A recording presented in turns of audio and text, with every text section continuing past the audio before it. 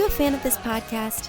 Do you wish there was even more juicy content for you to sink your ears into? Well, there is. You can become a premium member of this podcast for $5.99 a month and get full access to an archive of over 50 bonus episodes.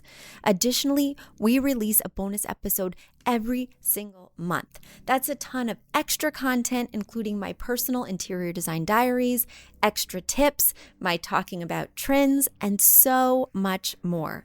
Additionally, you'll be keeping us on the airwaves each and every week because your premium membership money goes directly back to making this podcast amazing.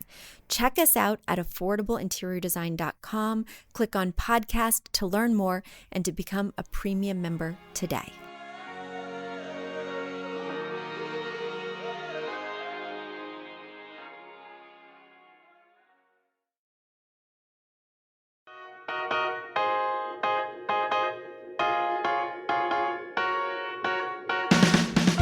You don't need a high-end designer or a lot of money to get a luxe look.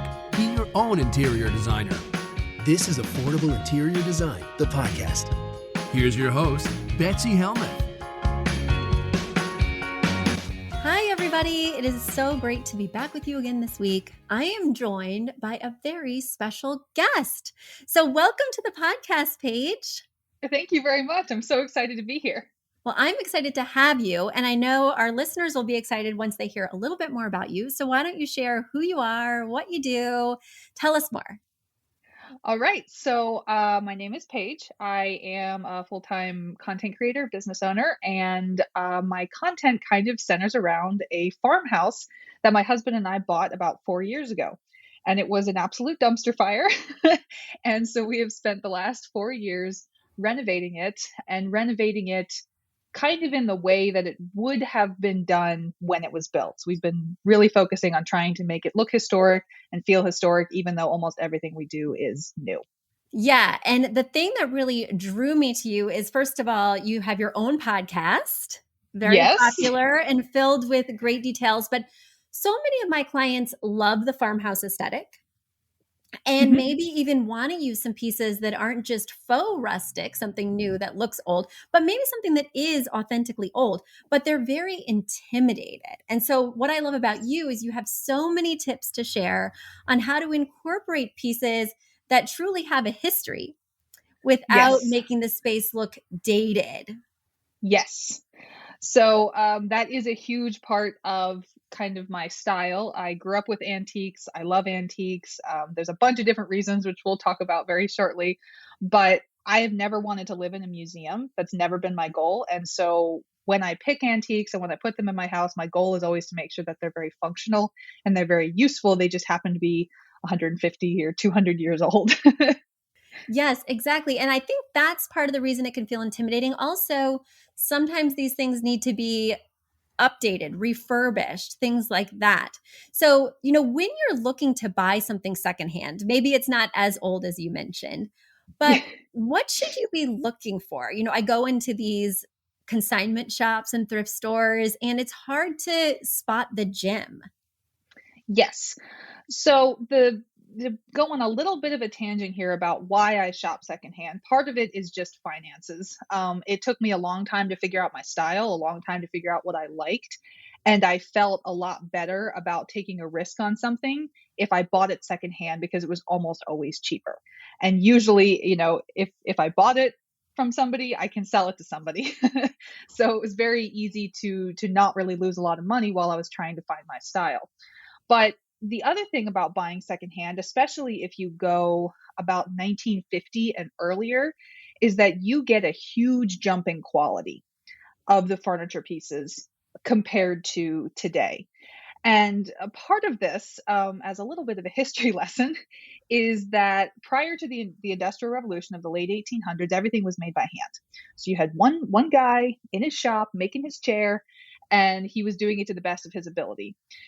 In the Industrial Revolution, and I would say up until about the 40s or 50s, things were still made with that level of quality. They were just made faster. So that means there's a lot of them, and that means they're still pretty sturdy. So you can find very good pieces of furniture for not a lot of money. And that's a huge reason that I go thrifting and antiquing, is because I don't want to go to IKEA and spend $300 on a side chair. I would rather spend $50 on a side chair and see if it's what I like instead. So when you're buying things secondhand, you really are looking for that quality.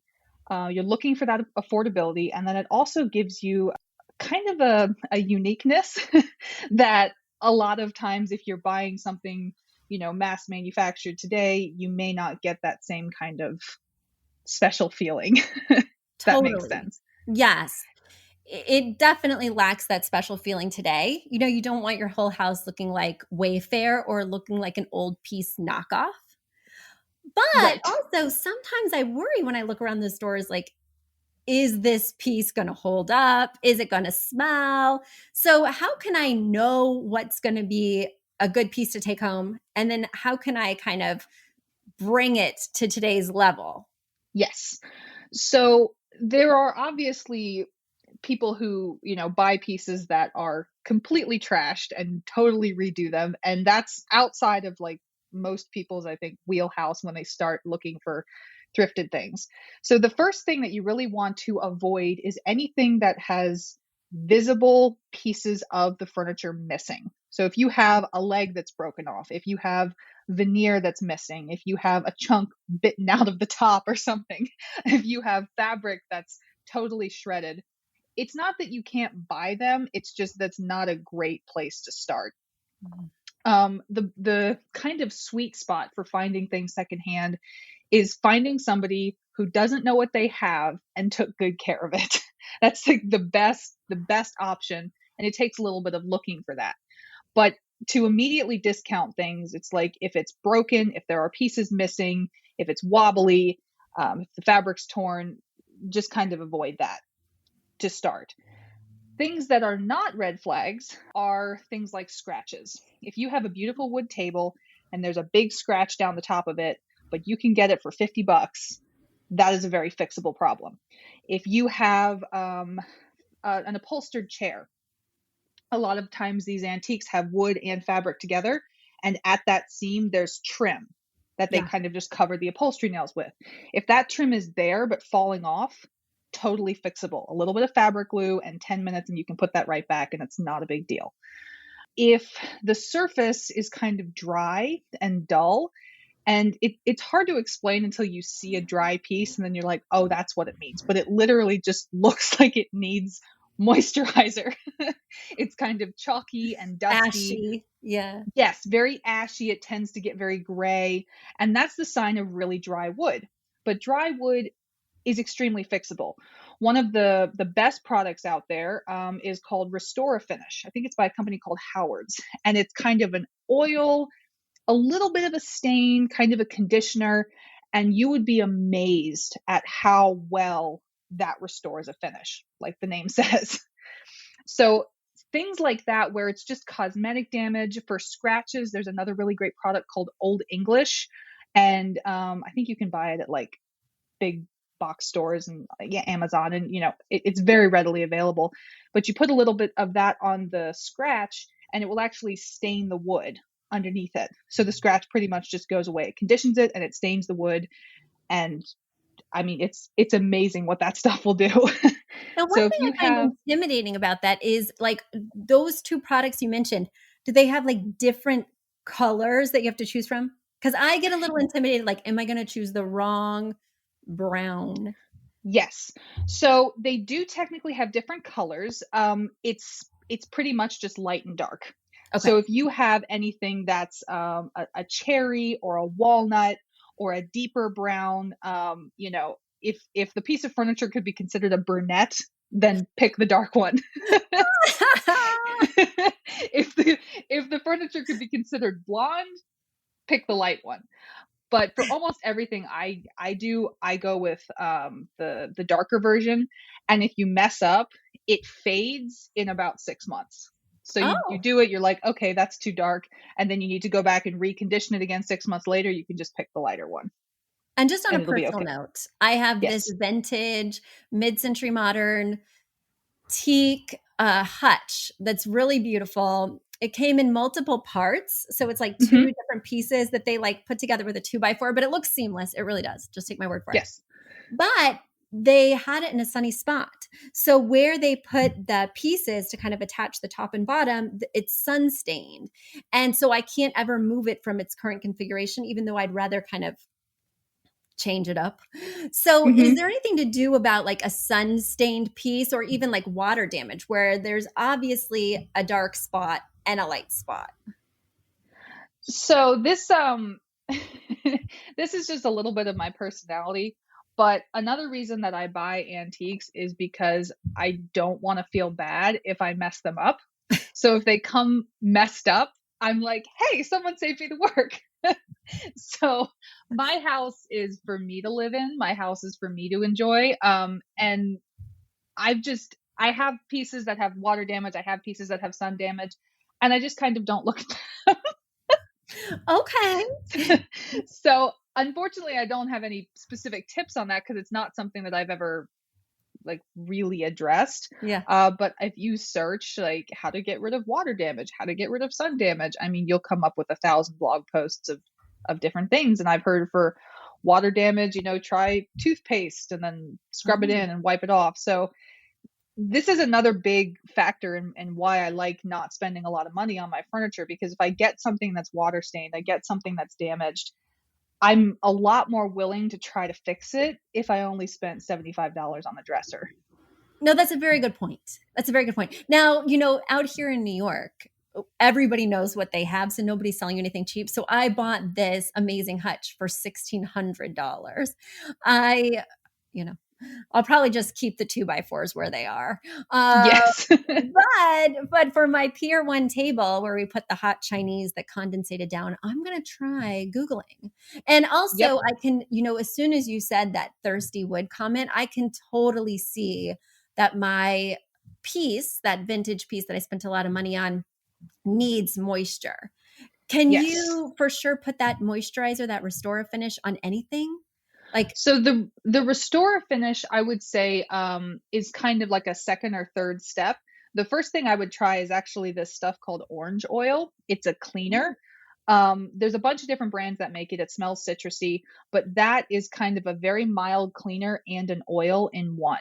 So oh, if the piece is not super dry and the finish isn't super bad, I will try the orange oil first. And then if I do that and I come back a day later and it still looks dry, I might even elevate to a wax. Howard's, who makes the Restore Finish, also makes this furniture wax that's it's just moisturizer more concentrated. So if you have something really dry that needs a lot of moisture, the wax will help. And then if the wax doesn't, then you can try Restore Finish. So you're not going to ruin anything with any of these products. It may just take you a couple tries to figure out which level of restorative product you need for each piece. If that makes right. sense. Right. Well, I like those different levels, like starting with the orange oil, exploring the wax, and then moving up. I Yep. think that feels like something that I could kind of do, even trying it on the underneath, right? To see, Yes. did this solve the problem? Oh, okay, I'm ready to spend my time doing the whole Yes. thing. Yeah. Yes. Yeah, that's And great. the orange oil is extremely mild. If nothing else, it'll clean it and make it smell really good. And Hmm. then you can see if that works. And then you just kind of have your little arsenal. And, we put this on scratches and we put this on really dry stuff. And you don't, I mean, those are pretty much the four products that I use: Old English, Restore Finish, Howard's Wax, and orange oil. And I can save 95% of what I find on Facebook Marketplace. That's amazing. Now, what I about know. fabrics? Do you even go there with the fabrics? Like if there's a stain, how do you know what upholstered pieces are worth salvaging? So this is a very much a personal preference thing. Some people get really creeped out about the idea of buying vintage things with fabric because they're like, what if there's, you always hear about bed bugs and what if it smells bad? And I I kind of get blind to how pretty the piece is and don't really think about those things. I'm like, oh, that's a couch from 1835. I don't really care what the fabric is. I want it. But the biggest thing with fabric is if you have a tear, there's not really anything you can do about it. You can put pillows over it. You might be able to whip stitch it. But if there's a tear, it usually means the fabric is brittle and it'll probably keep happening. That hasn't stopped me buying things with tears in it, but it's just something to notice if you are kind of getting into this antiquing journey or thrifting journey. Now, if a piece does have a particularly musty smell, or I just feel like I bought some things that I could just tell they're dusty, the best thing that I have used is a small carpet cleaner. So not like a full push carpet steamer, but a little handheld one. I think I have a Bissell one, and the head on it's like 2 or 3 inches long. And so you can put a little bit of fabric cleaner in that water. You can spray down your whole piece, and then you can kind of suck out that water, and that will do wonders for getting stuff clean. I do have one of those because I have pets. Very useful. So I've got yes. my little, I have pets, and I have a husband who spills diet soda quite regularly. So, yes. So I have my Bissell as well. I got it on Wayfair. I can't remember the exact name, but it was like the pet one. Yes. Because we have an angry Siamese. Likes to show her displeasure. But it would also work for antique furniture. Yes, it does. Yes. And so that's really good. Just to get out dust and dirt, if you're really concerned about it, obviously you can have it reupholstered, because a lot of these pieces, they're not pine frames like a lot of furniture is today. They're heavy, oak and walnut and substantial frames, so they can handle being reupholstered if you want to tackle that yourself, or you want to take it to get reupholstered. But if you watch and you kind of start looking at what's out there, you can find some incredible pieces that really don't need much. It's very exciting, especially if you're looking online, because like I said, in the New York area, it's so saturated here. Everybody knows exactly what they've got. They're going to charge you an arm and a leg. But I will go on Etsy. I'll see these amazing vintage pieces, but they're so far away. I'm like, this piece is in Michigan. Yes. I really want it, but there's just no way. Like, I'm not driving there. I'm not paying someone. I don't even know how to get it here. And now it's time for a quick commercial break. Do you love this podcast? Do you wish you could learn even more? Well, we have an online class bundle. Our online class bundle is comprised of 3 online classes: beautifying your home for less, styling your home, and the fundamentals of feng shui. Each one of those 3 classes is between 30 and 45 minutes long and chock filled with visuals and tips, things that will help you to style your own space or help out with other spaces. Additionally, with the pack of 3 classes, you get an autographed copy of my book, Affordable Interior Design. You get all of that for only $99. Once again, that's the 3 online classes as well as the book for only $99. You just go to affordableinteriordesign.com/classes. Once again, affordableinteriordesign.com/classes to buy your bundle today. And if one of those classes sounded intriguing, but maybe you already have my book or some of the other topics are not of interest, you can buy the classes individually at that site as well. Each class is $40. So head over to affordableinteriordesign.com/classes to get your bundle or your online class today. So how can we take advantage of those amazing deals now that they can be found online? So this was a discovery of mine when I purchased my dining room table, and it's one of the best things ever. It's called U-Ship, like the letter U and then SHIP. And this is basically Uber for freight. So people who are transporting things, driving across the country and have extra room in trailers or in the backs of trucks, they will bid on jobs to move things for you. And it is wonderful. So the table in my dining room, it's actually called a wake table because the dimensions of it, it's from about 1850, 1860. The dimensions of it were appropriate for displaying somebody at a wake. That's just what it was. Yes. Because in a lot of laying out the body. Yes. Because a lot of these old houses, especially we're out in the country, funeral homes weren't really a thing. Like everything was in the parlor. So you would have this table that was big enough to serve as the wake table and also use as your dining room table. Well, what's so funny about that is I was reading a book a few years back, and living room, the term came because they no longer were going to have funerals or dead bodies in there. So they call it living room as opposed to parlor now, because it was like a delineation. We don't do that anymore. We're a contemporary home. So it's living room now. I didn't know that. That is a Isn't that fantastic funny? piece of trivia. Yeah. So put your wake table in your living room. Yes. Yeah. So, but Wow. what happened with this table is I bought it for the kitchen, and it ended up not fitting in the kitchen, so now it's in my dining room. But I saw it, and it was in New Jersey, and I'm in Kentucky, and I was like, I'm not going to make a 15-hour trip to New Jersey to go get this table, but it was $350, and it's walnut, and it's 6 feet by 5.5 feet. It seats like 8 people. It was this huge, amazing, gorgeous table. Literally never seen anything like it, and I've been antiquing for a while. So I was like, how the heck am I supposed to get this here? So in true fashion, I bought it on eBay and then decided I would figure out how to get it later. Wow. But I was like, that was maybe a little bit of a backwards order of operations there. But then I found this company, UShip. And so what I did is I made a listing on there, and I said, I have this table. It's going from this address to this address. Here's my budget. And I did set my budget a little bit higher than they recommended because I had it set low initially, and I got a bid from a guy who said he would put it in the back of a pickup and there was going to be rain. I was like, I don't know about that. So I think I paid $250 or $300 for them to pick it up in New Jersey and deliver it here to my house. So for $600 or so, I got this table.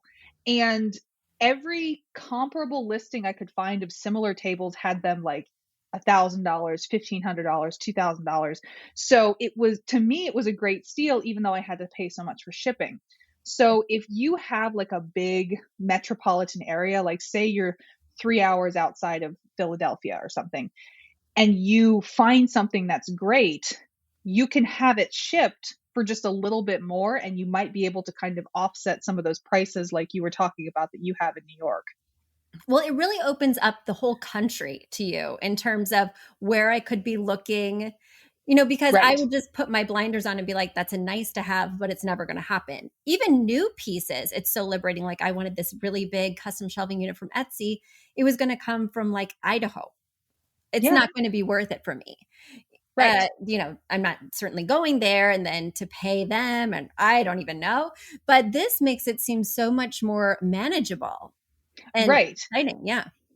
And I mean, you'll have your budget, obviously, and sometimes things may still be outside of your budget. But if you know I'm willing to spend this much, then you can look outside of your area for pieces that might be cheaper. Because like here in the Midwest, antiques are pretty cheap. We have a lot of them. I mean, I can get parlor chairs for $30 all day long. Don't rub it in. That is so great. Sorry, I'm I'm so not bragging. jealous. Yeah. Yeah. You know, Well, speaking of, when you go into these places, or even when you're shopping online, is it okay to haggle? Is it okay to negotiate? I don't know if it's expected, if it's rude. Is there a different protocol online than in person? Like, what does that look like?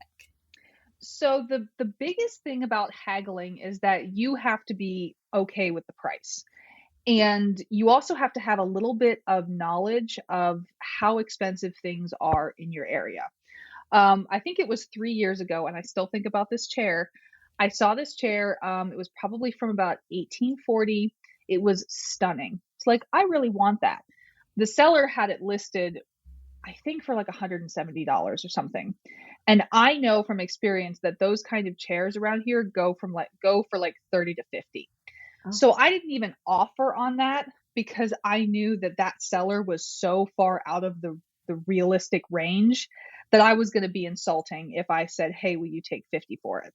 Right. Now, that being said, for things that are not ridiculously priced, I assume that the seller has posted it about 20% higher than what they want to get. So I try to meet them about 20% lower. I don't lowball. I don't see something that's 200 and say, will you take 50? If I saw something I wanted that said that was 200, depending on how long it had been posted, if it's been posted for multiple weeks, I might offer 150. And then if they said we can do 175, I'd be like, good. If it was just posted and I desperately need it, I might not even haggle. Right. Because Right. the thing with haggling is you have to be willing to lose it. You have to be willing to either pay their full price or risk that they won't come down low enough. Right. And, in person, I just don't even know how to start that conversation.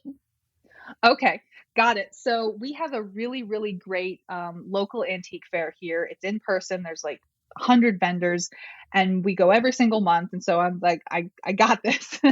Basically, you can go up to them and say, I see you have $30 on this. Would you take 25?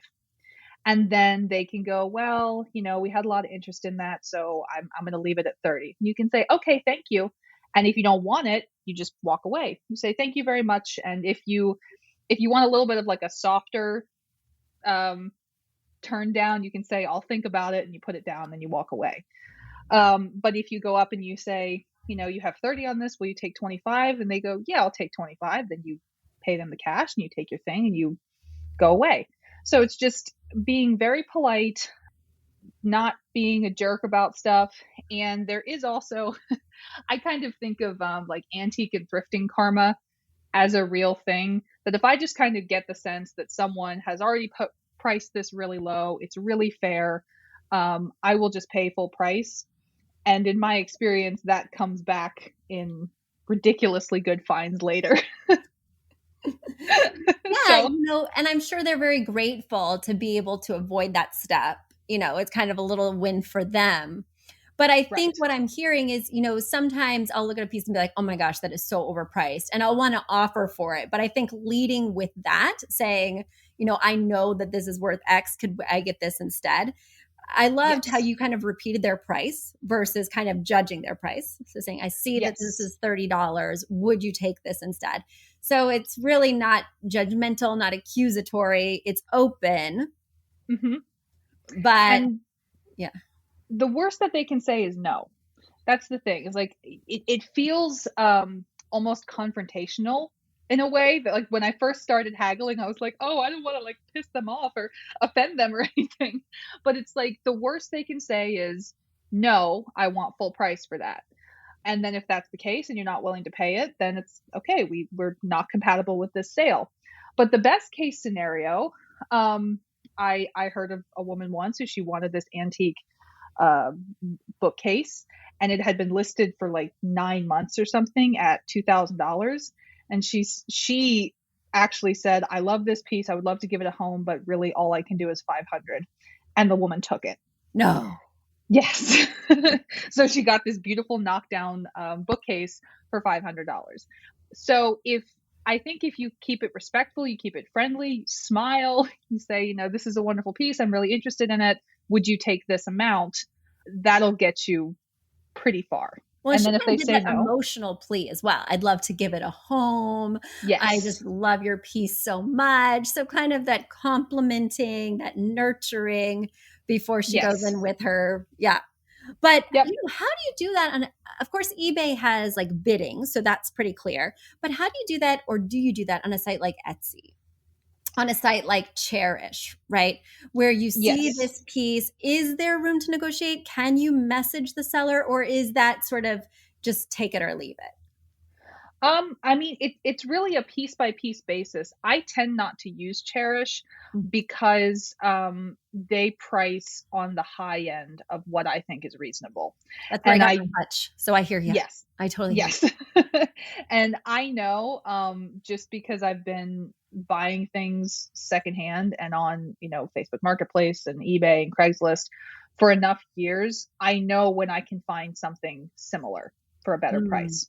So Cherish, I kind of avoid entirely just for cost savings purposes.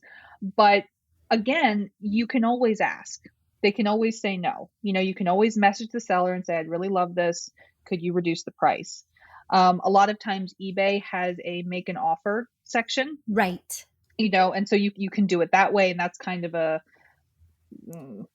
eBay curated way to do this haggling without having to do it. But it's a matter of how much it's worth to you. Is it worth the emotional discomfort to save $30 by asking them to lower their price? And there are times when I've wanted something from a seller that I can just tell is not going to be receptive and maybe is kind of rude, and I will just pay full price because I don't feel like dealing with them. Totally. So We all know that person in the Yes. antique shop who's scowling at you, Yes. making sure you don't touch things. Yeah. Yeah, that's not the person. Yes. And unfortunately, a lot of times I will then kind of develop a grudge against that seller and not look at their stuff anymore. So I'm like, well, you weren't nice to me. I get that. you know but if you ask and you're respectful and you're polite, and you don't try to lowball, again aiming for that like 20 to 30% below their asking price, if they get offended by that, in my mind that's kind of on them. You're not being rude at that point. You're not asking for half. You're just assuming that they built some negotiation into the price. Yeah, I love that, assuming that they're willing to wiggle 20%. That's a really Yes. helpful figure that would give me a comfort zone so it's not insulting. Yes. Yes. Do you have any feelings on auctions? So the difficulty with auctions is that you could get into a situation where you pay too much. So if you're willing to pay $100 and somebody else is willing to pay $100, one of you is going to pay 110, which means one of you overpays. So I will do auctions. I will do some eBay auctions if I'm really, really committed to the piece. I have one rug in this house that I had been looking for rugs and I hadn't found anything. And I found this auction. I said, okay, I'm willing to overpay for this because this is the perfect rug. Some people really like kind of the thrill of the auction and driving up the price and kind of the emotional part of it. I don't. Yeah. I'm like, Yeah. I thrift and I antique so that I can save money, and auctions are not always the best place to do that. Well, I couldn't agree with you more. My dad was an auctioneer, so I love auctions. Like I always have like one eye open, but every time I go to an auction, I overpay, whether it's an eBay online auction, because you do get caught up in the moment. And then you kind of get into the win. It's almost like gambling versus getting into the value, and seeing how much somebody else wants it makes you want it more. Yes. So then I kind of lose my perspective. Mm-hmm. So there's a lot of psychological stuff that goes on in auctions. And again, just because I look so often, and that's actually a great tip if you're trying to find something, I keep about 5 things in my head at once that I'm looking for. So maybe a table and a rug and a dresser. And I spend about 5 minutes a day looking on Facebook and Craigslist just to see just because if something comes up and you really want it, you want to be the first one to find it. But being at an auction, you kind of lose that ability to really hone in on what you want because you've got this emotional like fight going on. And so I just prefer not to mess with it. And everybody sees it at once, so Yes. whether it was released in a catalog ahead of time or online, you didn't get there first. Right. And so you're kind of just playing a more complicated, aggressive game. Yes. You're so I much prefer finding things on Craigslist or Facebook Marketplace or even at my antique fair, which I know those people go to auctions, they get them for cheaper, and then they do charge me a little bit of a markup. But the markup is worth it for me to not have to fight with people. Right. And maybe they buy like entire lots and things. Yes. So that helps to keep it affordable for them. Well, this has been so amazing. I know a lot of my clients certainly, and I'm sure our listeners get intimidated. It's so much easier to click and buy from Crate and Barrel. Mm-hmm. So much easier to find something on Joss and Main, but it won't have that quality. It won't have that integrity. Yep. And I do think there's something to having a little history, a little bit of a little ghost inside your furniture that just somebody else used this in a slightly different way. It's the reason I adore old homes. Mm-hmm. And I mean, I don't necessarily want a dead body on my dining table. Understandably. But still, I'm intrigued. I'm going to go look up Wake Table right after this. So, Paige, thank you so much for being on my show. Please tell people where they can find you, where they can hear about your podcast like I did. Yes, so I have the podcast. It's called the Vernacular Life Podcast. We talk about antiques and a lot of kind of old-fashioned handicrafts, sewing, cooking, food preservation, basically anything that might go on in our turn-of-the-century farmhouse. And then you can follow along with our home renovation on Instagram at Farmhouse Vernacular and on our YouTube channel, which is also Farmhouse Vernacular. Well, thank you so much for being on the show. I'm sure this will not be our last conversation, and I really appreciate all your tips. Well, thank you so much for having me. Of course, of course. Well, everyone, until next time, go forth and shop on your Facebook Marketplace with confidence. All right, bye. You've asked for it, and we have answered the call.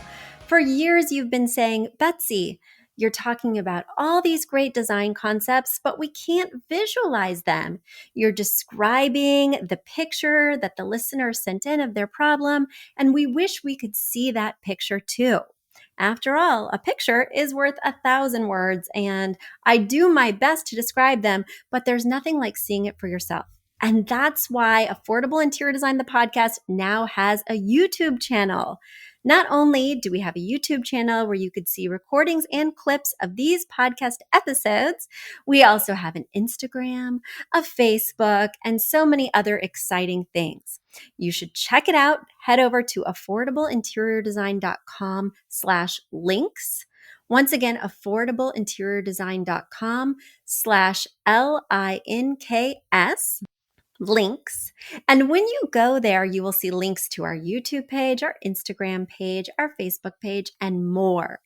Please check it out, follow and subscribe so you can see everything I'm talking about.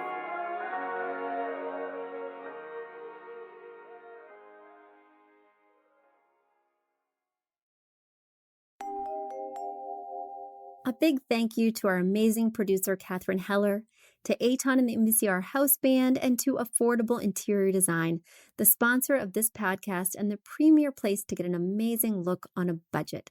Check out affordableinteriordesign.com. If you guys love the show, the very best way to support us is by spreading the word. Tell your friends or write us an awesome review on iTunes. So until next week, guys, thanks so much for joining us, and I'll talk to you soon. Bye.